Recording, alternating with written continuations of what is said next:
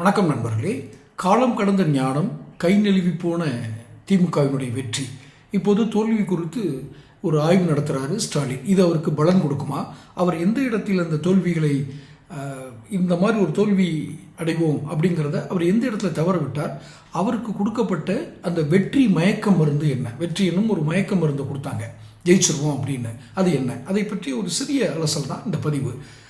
உங்களுடைய இந்த பதிவு குறித்த உங்களுடைய கருத்துக்களையும் நீங்கள் கமெண்ட் பாக்ஸில் பதிவிடலாம். தொடர்ந்து பதிவில் பெறுவதற்கு சேனலை சப்ஸ்கிரைப் பண்ணிக்கங்க. சரி, இப்போ நம்ம அந்த சப்ஜெக்டுக்குள்ளே போவோம். காலம் கடந்த ஞானம் என்பது பொதுவாகவே மனித வாழ்வில் நடக்கக்கூடிய ஒரு விஷயம்தான். சில நிகழ்வுகளுக்கு அப்புறம், சில அனுபவங்களுக்கு அப்புறம், சில சவால்களை சந்தித்த பிறகு நமக்கு ஒரு ஞானம் ஏற்படும். ஐயோ, நம்ம இப்படி செஞ்சுருக்கலாமோ அப்படின்னு. ஆனால் அதனால் பலன் கிடைக்குமா என்றால் சிலருக்கு அது கிடைக்கும். இதை கரெக்ஷன் பண்ணிடலாம், இதை நம்ம சரிப்படுத்திக்கலாம், இதையெல்லாம் நேர் செய்து கொண்டால் நம்மளுடைய அடுத்த கட்ட தோல்விகள் தவிர்க்கப்படும் அப்படிங்கிறது எல்லா தரப்புலையுமே சொல்கிறேன். வியாபாரம், வேலை வாய்ப்பு, வேலை பார்க்குற இடம், அரசு வேலையோ தனியார் வேலையோ எதில் இருந்தாலும் இது இந்த சிறிய ஆய்வு அதுக்கப்புறம் ஏற்பட்ட ஞானம் பயன்படும். ஆனால் வெகு சிலருக்கு தான் இது பயன்படும். மிக பலருக்கு இது காலங்கடந்த ஞானம் பயனளிக்காது. காரணம், அவங்க அதை சரிப்படுத்தக்கூடிய வாய்ப்புகள்லாம் இழந்திருப்பாங்க. அந்த சரி செய்யலாம்னு நினச்சா கூட மாற்ற முடியாத தவறுகளாக இருக்கும். இப்போ ஸ்டாலினுக்கு ஏற்பட்ட திமுக அப்படின்னு வச்சுக்கோங்களேன், ஸ்டாலின் தானே தலைவராக இருக்கார். அவருக்கு ஏற்பட்ட தோல்வி தவிர்த்து விடக்கூடிய அளவுக்கு இருந்த தோல்வி தான். காரணம் என்ன? அதை தவிர்த்துக்கலாம் அப்படின்னு நீங்கள் சொல்கிறீங்க. ஆனால் அவர் ஏன் தவிர்க்காமல் விட்டார்? அவருக்கு தெரியாதா? இத்தனை வருஷம், அவர் வயசே 75, அவர் எத்தனை வருஷம் அரசியலில் இருக்கார், அவங்க அப்பா எத்தனை வருஷம் அரசியலில் இருந்து அந்த கட்சியை காப்பாற்றி கொண்டு வந்திருக்காங்க. நீங்கள் பாட்டுக்கு போகிற போக்கில் அவருக்கு தெரியாமல் போச்சுன்னு எப்படி சொல்கிறீங்க அப்படின்னு கேட்டிங்கன்னா, ஒரே விஷயத்தை சொல்கிறேன். அவருக்கு அடிக்கடி இதை குறித்து நினைவுபடுத்தி கொண்டிருந்தது பல பத்திரிகையாளர்கள். அவங்க எப்படி நினைவுபடுத்தினாங்க, என்ன மாதிரி நினைவுபடுத்துகிறாங்கன்னா, ஐயா, உங்களை சுற்றி உங்களுக்கு புகழ்பாடிகள் இருக்கிறார்கள். இந்த புகழ்பாடிகளால் உங்களுக்கு மிகப்பெரிய ஆபத்து இருக்கிறது. காரணம், நீங்கள் சிறந்த முதல்வராக செயல்படுவதில் நிறைய பிரச்சனை இருக்குது. நீங்கள் சிறந்த முதல்வராக இருக்க செயல்பட முடியல. நீங்கள் அதிகாரிகளின் கையில் சிக்கிக் கொண்டீர்கள். நீங்கள் ஒரு கடுமையான சொற்களில் சொல்லுவாங்க, பொம்மை முதல்வர் அப்படின்னு.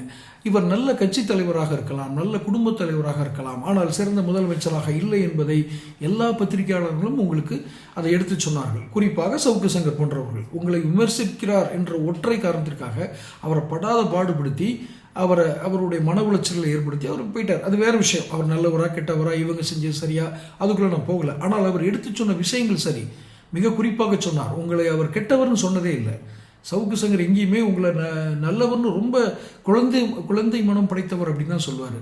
இப்போ இது மாதிரி விமர்சனங்கள்லாம் வரும்பொழுது நீங்கள் இதை புறந்தள்ளிட்டீங்க அல்லது உங்கள் காதுக்கு வராமல் பார்த்துக்கிட்டாங்க. யார்?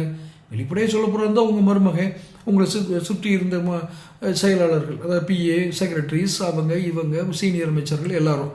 அப்போ என்ன பண்ணுறாங்க, ஒரு மயக்க ஊசி மாதிரி உங்களுக்கு போட்டுக்கிட்டே இருக்காங்க. என்ன, அங்கே ஜெயிச்சிருவோம், இங்கே ஜெயிச்சிருவோம், எப்போவாவது எந்த தொகுதியை பற்றி கேட்டாலும் அங்கே நம்ம அமோகமாக ஜெயிச்சிருவோம். இப்போ ஒரு கேள்வி கேட்குறாரு ஸ்டாலின் எல்லாத்துட்டையும், எதுவாக இருந்தாலும் வெளிப்படையாக சொல்லுங்கள், நீங்கள் உண்மையை சொன்னால்தான் நாம் திருத்தி கொள்ள வசதியாக இருக்கும்.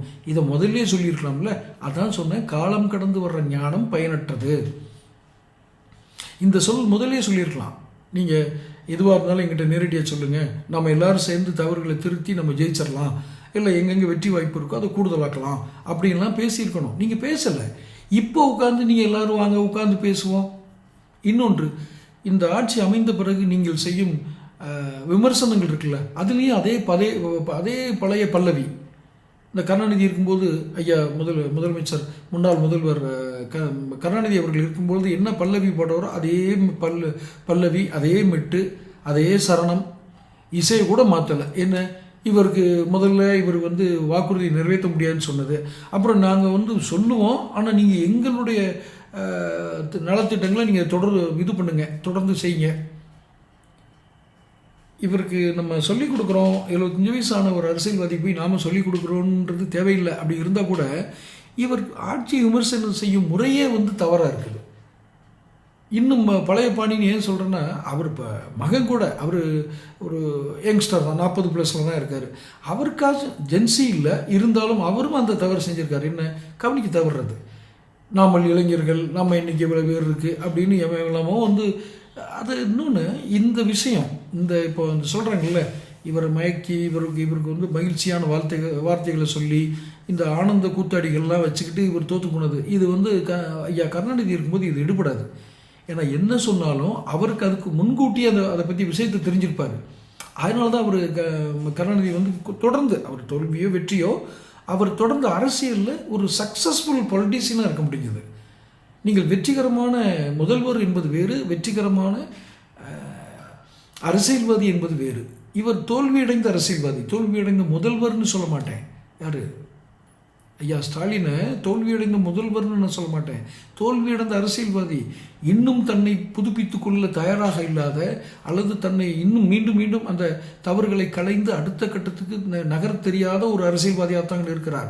நகர்வுகள் எப்படி இருக்கணும், இவன் அங்கே பிடிச்சிக்கல, அவன் அங்கே தூக்கி போடு, இவன் அங்கே சேர்ந்துட்டான், இதெல்லாம் இப்போ இவர் ஸ்டாலினுடைய அப்பா ஐயா கருணாநிதி காலத்திலே நடந்த பழைய மெத்தடு. இப்போ அதெல்லாம் உதவாதுங்கிறது உங்களுக்கு இந்த ரிசல்ட்டே சொல்லிடுச்சு. நீங்கள் இந்த ஹிந்தி எதிர்ப்போம், சனாதனத்தை எதிர்ப்போம், மண்ணாங்கட்டி அது இதுன்னு இது பேசிக்கிட்டுலாம் தெரிஞ்சிங்கன்னா இன்னமும் கீழே தான் போவீங்க. நான் சனாதனத்தை எதிர்த்ததுனால நான் சொல்லலை. நீங்கள் என்ன இதை இப்போ ஒரு புதுசாக ஒரு விஷயத்தை சொல்லுங்கள், அடுத்த தலைமுறைக்கு சனாதனம்னா என்னென்ன தெரியாது. அவங்கள்ட்ட போய் சனாதனத்தை ஒழிப்போம்னு இந்த அவர் இப்போ உதயநிதியும் பேசிக்கிட்டு இதை கைதட்டுறதுக்கு 4 காக்கா கூட்டம். ஆகா எப்படி பேசுகிறாரு பாருங்கள், சனாதனத்தை எல்லாம் ஒழிச்சிடுவார். அந்த முஸ்தபான்னு ஒரு பெரிய புத்திசாலி மதுரை மத்திய தொகுதி எம்எல்ஏ, ஜால்ரா போடணுன்ற ஒரே காரணத்துக்காக ரொம்ப விவரமாக பேசுகிறாரு, நினச்சி வளர்றாரு. அவர் அந்த டிபேட்டில் வரும்போதே அவர் பேசுகிறதெல்லாம் நான் கவனிச்சிருக்கேன். அதாவது அண்ணாவையும் பெரியாரையும் நாங்கள் கொள்கை தலைவர்களாக ஏற்றிருப்பதால் சனாதனத்தை ஒழிப்போம், நீ ஒரு இஸ்லாமியன் என்பதால் அதை சொன்னேன் அப்படின்னு நான் சொல்கிறேன். இதில் என்ன ஒளிமுறை வேண்டியிருக்கு? அப்படியே உனக்கு அண்ணாவையும் பெரியாரையும் நீ கொள்கை தலைவராக ஏற்ற ஒரு கட்சியில் இருக்கிறவங்க சனாதனத்தை ஒழிப்போன்னு சொல்லாமா? சனாதனம் என்னன்னு படிச்சுட்டு வரணும் முதல்ல. இல்லை, 0 நாலேஜ் இல்லை, மைனஸ் நாலேஜ். நீ இன்னொரு மதத்தை சேர்ந்தவன், பொது வாழ்க்கைக்கு வந்திருக்க, அப்போ நீ எவ்வளோ கவனமாக பேசணும். இதை கண்டிக்கிறது அந்த கட்சி தலைவர் முதலமைச்சர் அவர்கள் கூட இல்லைப்பா, பொது வெளியில் பார்த்து பேசுங்கப்பா. இன்னொரு மதம் ஏதோ ஒரு அந்த நம்பிக்கை முட்டாள்தனமோ மூடத்தனமோ அறிவாளித்தனமோ அதெல்லாம் உங்களுக்கு இருக்கு. நீங்கள் வேற்று மதத்தை சார்ந்தவர், அது பேசும்போது கவனமாக பேசணும். இந்த நவாஸ் கனின்னு ஒருத்தர் செஞ்சார்ல, அதே வேலையை தான் முஸ்தபா செய்கிறாரு. இது ஆபத்தாக பார்க்கக்கூடிய வாய்ப்புகள் அதிகம். மற்ற மதத்தை சேர்ந்தவங்க ஐயா இவங்க ஆபத்தானவங்க கூட இருக்க, இந்த மாதிரி திமுக கிளப்பி விட்ட மாதிரி இவரும் கிளப்பி விட்றாருன்னு தோணும். ஸோ இந்த திமுக தன் தோல்வியை ஆராயும் விதம் அத்தனை புத்திசாலித்தனமாக இல்லை. மீண்டும் அந்த தோல்விகளை தவிர்த்து வெற்றியடைவதற்கான வழிமுறைகளை ஆராய்கிறார்களா, அல்லது திரும்பவும் மருமக மேலே தப்புன்னு இவரால் ஏன் சொல்ல முடியல? ஸ்டாலினால் தப்பு தான், அவரே வந்து சொல்கிறாரு, நான் சொல்லலை, சபரீஷனே வெளியே வந்து சொல்கிறாரு, நாங்கள் மீண்டும் தவறுகளை திருத்தி பெண் நிறுவனத்தை கொண்டு வந்துடுவோம். இன்னும் பாருங்கள், அவரும் பெண் நிறுவனம்னு ஒரு அந்த அனலைசிங் ஸ்ட்ராட்டஜி அனலிஸ்டர் தான் பின்னாடி தான் நிற்கிறாரு.